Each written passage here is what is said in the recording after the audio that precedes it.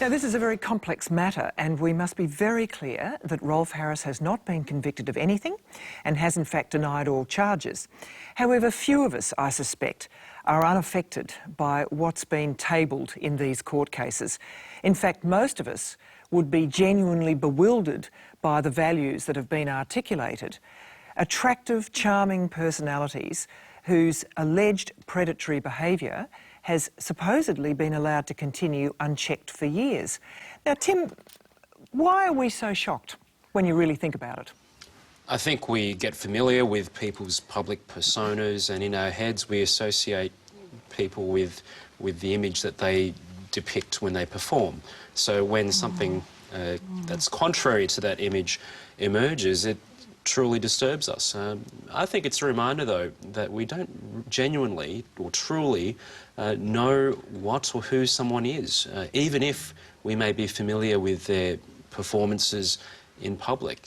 There's always something private about each and every one of us that will never be revealed to the public eye. I mean, Greg, this is almost what appears to be alleged is sort of opportunistic sexual predatoriness. I make no comment on Rolf Harris, of course, there's no conviction recorded, but what it does bring up for me is one of the most profound mysteries of human nature, and I think this applies to in the sexual abuse cases in my own church, the Catholic Church, and that is sometimes the incredibly thin line between what can be heroic virtue and terrible wickedness. And the same human being can have the potential for both. Well, they must have chosen to exploit, mustn't they, Tim? Isn't that the essence of it? There's a question about power that's always involved in Yes. such situations where some may be vulnerable to being taken advantage of. What's striking in many complaints concerning sexual abuse is just how powerless victims or alleged victims are, that they don't feel that they can speak out to someone in a situation where they feel that they are the other person is more powerful, and that they how won't be listened to. constant temptation is. If you have power, you're always tempted to abuse it. Human nature doesn't change. The corruptibility of human nature. But isn't the difficulty here on where the line is and what's abuse and what isn't?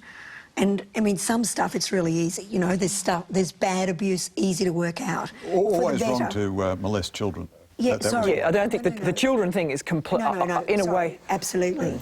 But a bloke saying to a 16-year-old, you look great today, your tits look good in that.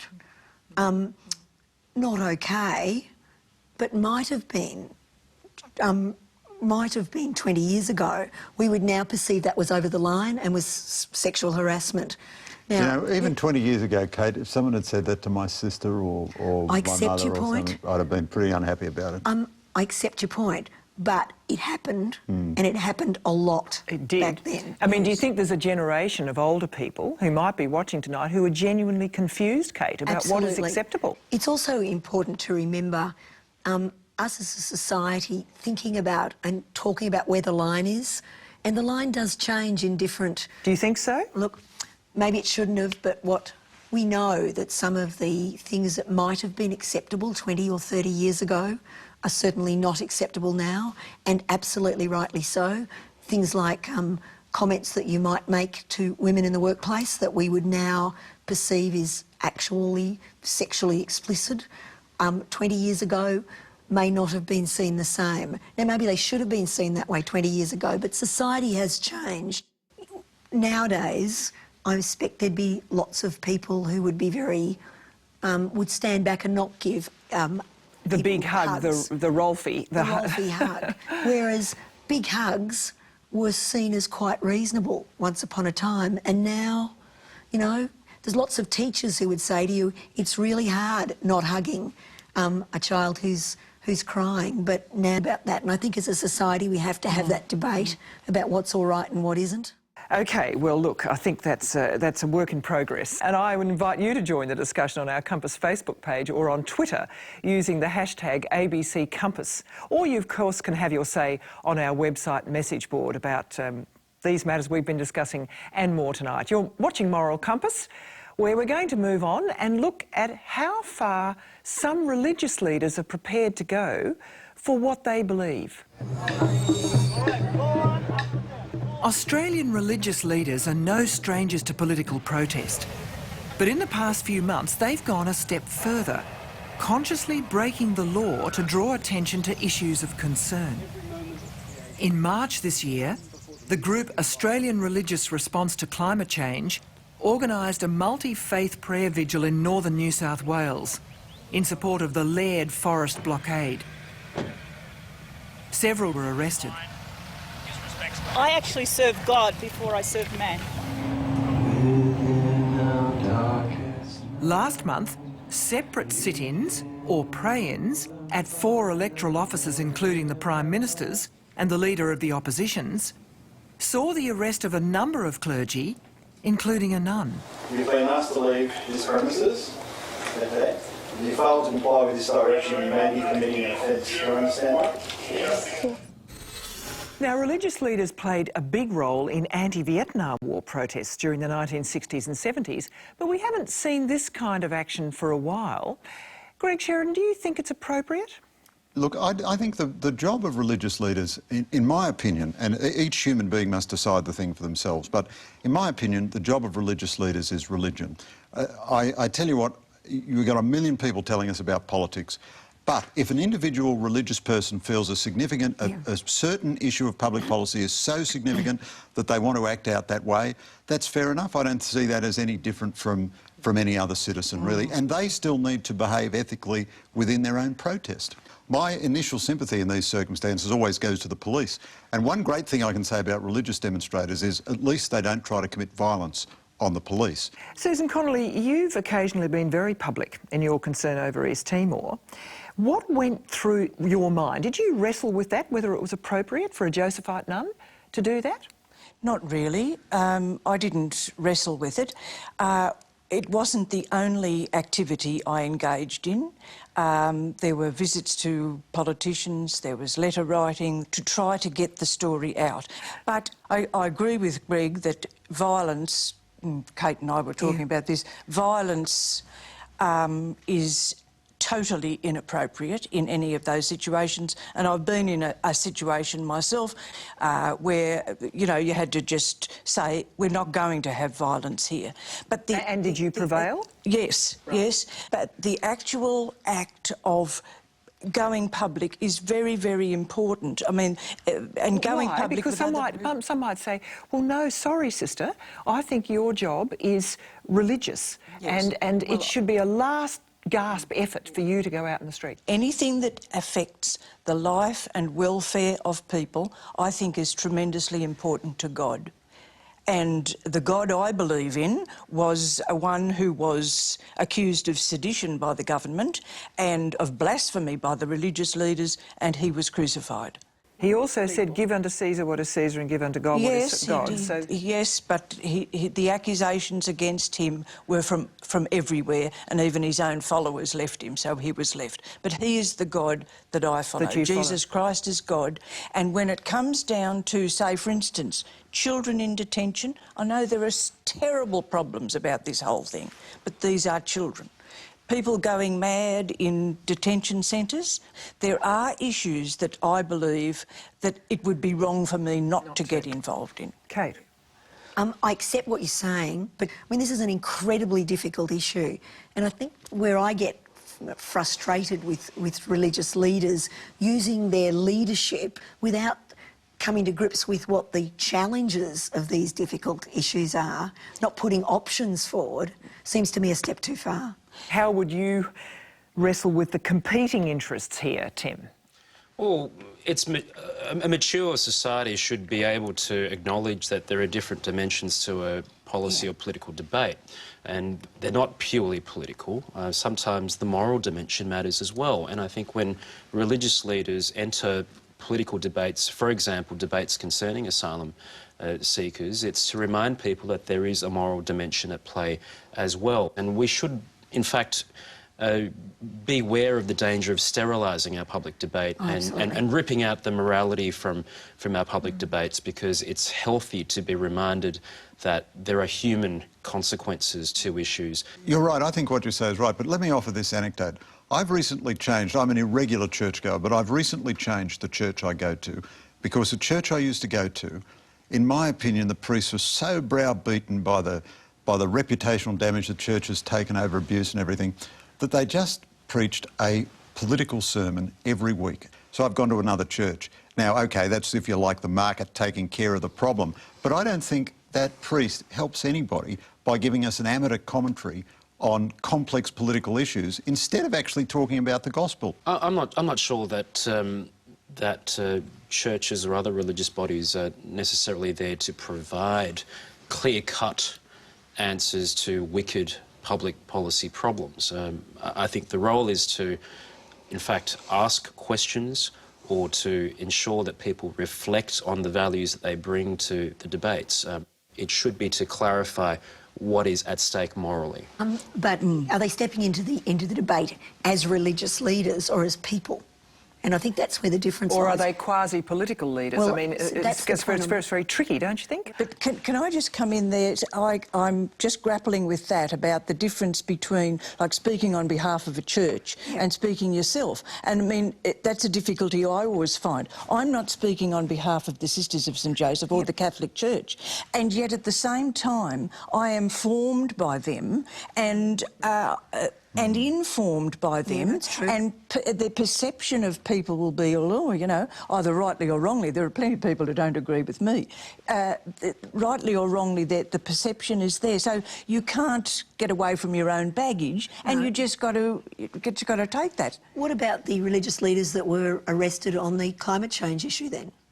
Well, yes, I think that I do believe that the whole environmental thing has been played down so much in Australia by leaders, so that I'm glad that some religious leaders are coming up and saying, this is so important. We don't have to agree always with our religious leaders. Just because he says something, you know, doesn't mean to say you would agree. But at least it might open my mind to think, oh, this man holds a position of importance. He says this, I might think about it. Absolutely, I can understand where they're coming from. The problem is, as leaders, they have I believe they have an obligation to provide a more balanced view. That's what leadership's about. See, I'd come in there that part of their leadership is teaching, and that's that is what leadership in that religious sense entails, of teaching, so that to be putting the other view, which is supposed to be a counter view to the dominant position, and that's up to religious leaders. But what would bring you out onto the streets, Tim? That's a great question. I'm one who has never publicly protested, although I have been... You never publicly protested No, yourself? but I've been in situations where I've had an opportunity to voice my concerns through other means, whether that's through the written form or the spoken form in fora.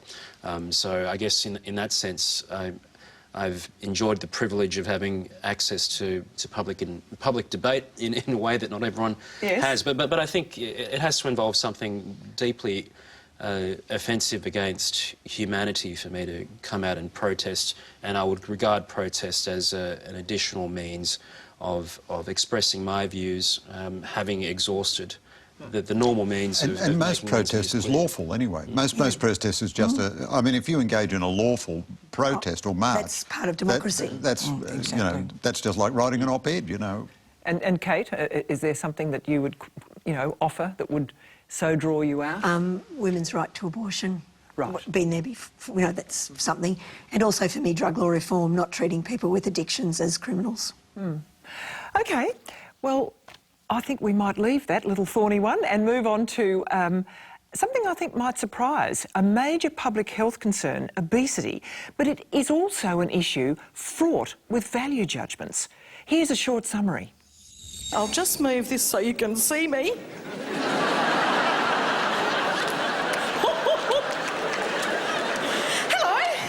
In a strange way, you remind me of my sister. She's slim like you, and I can still hear her, you know, saying, Em, if I ever get fat like you, kill me.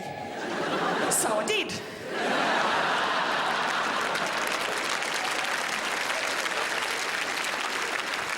Then I ate her. Jokes aside, obesity has become the single biggest threat to public health in Australia. If we continue to gain weight at the current rate, studies indicate that 80% of us will be overweight or obese within the next 11 years. What will this mean when negative attitudes towards obese people have been shown to develop in children as young as 3, and discrimination is experienced by overweight and obese people in every aspect of their lives?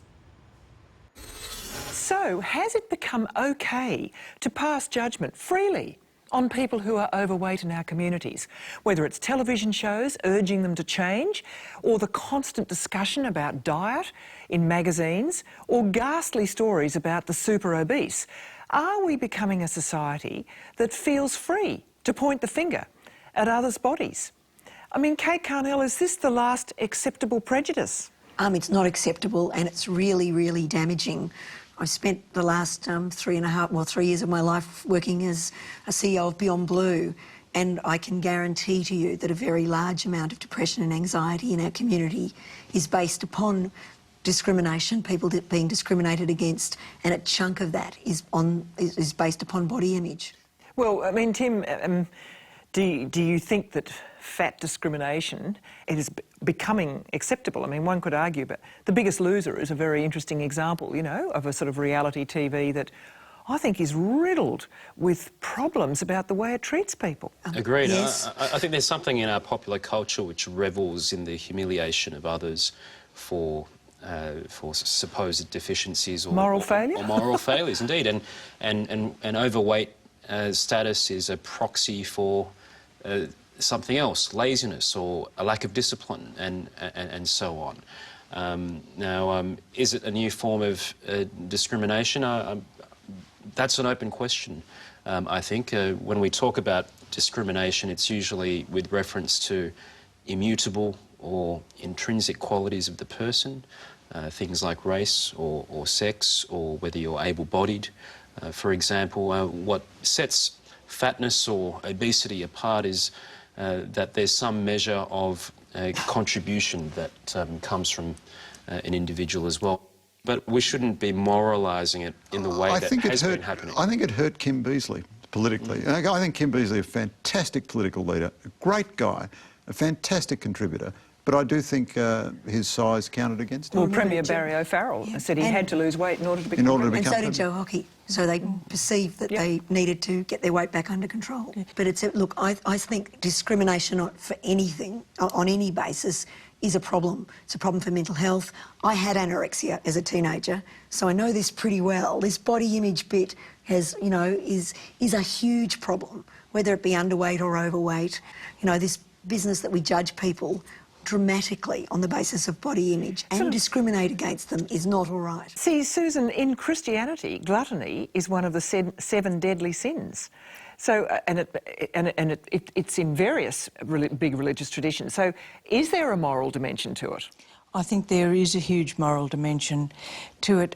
Even having this conversation about obesity in our society, when there are, 900 million people hungry in the world, brings a moral dimension to the whole thing. About skewedness about resources. Resources, the distribution of resources, you know, the fact that we've got enough food to feed the world, and yet people 55 minutes from Darwin are living on less than $1.25 a day. That's the question, Greg. Is there a sort of...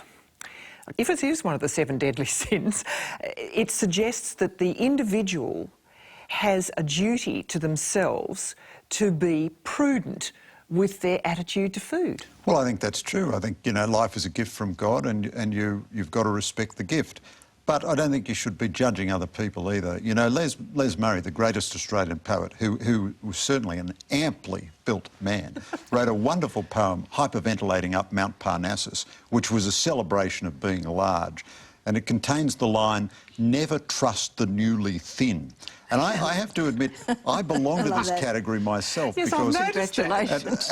At my peak, I weighed well over 100 kilograms. I now weigh about 73. And that's great, I'm very happy about that. But I don't think I was a bad person when I weighed over 100 kilograms. And I'm grateful to people who were kind to me, even despite this appalling offence I'd committed of being overweight. And so I think the individual has a responsibility to look after themselves, but I don't think you should be judging people. And really, obesity in the scale of moral failure, if you're going to class it as a moral failure, is such a slight moral failure. But just to end, I suppose it is, what do you think should run through our heads then when we're all thinking about our own values and our conduct towards others who are struggling with weight, or ourselves? I mean, what do you think, after a discussion like this, what runs through your head, Susan? Well, I should have greater compassion. What runs through my head, because I'm overweight, I can tell you, but I see a person very overweight and I think,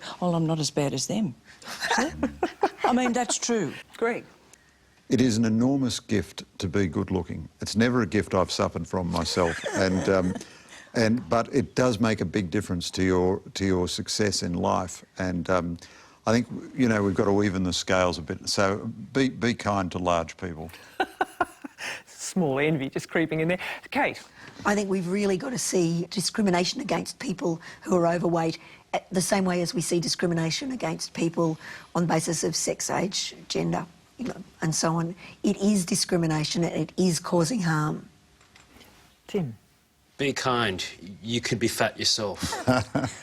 Yes. One day, if you're not already. Well, look, we might leave you thinking.